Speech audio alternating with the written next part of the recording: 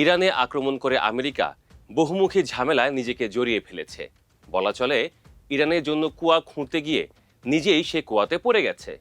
এইসব নানান বিপদের মধ্যে অন্যতম হচ্ছে ইরাক নামক দেশটাকে আবারও যুদ্ধক্ষেত্র বানিয়ে ফেলা। 2 দশকের বেশি সময় আগে মার্কিন বাহিনীর বিরুদ্ধে ইরাকে যে সশস্ত্র বাহিনী লড়াই করেছিল, এবার তারা আবারও মার্কিন বাহিনীর জন্য অ্যালার্জির কারণ হয়ে দাঁড়িয়েছে।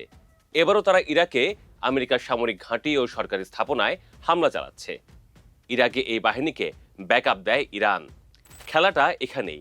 ফলে এমন কথা উঠেছে আমেরিকা নাকি আবারও ইরাককে যুদ্ধক্ষেত্রে পরিণত করতে পারে।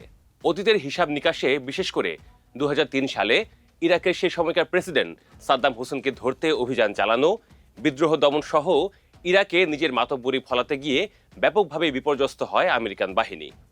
মার্কিন বাহিনীর সে একই পরিণতি আবারও হচ্ছে না তো?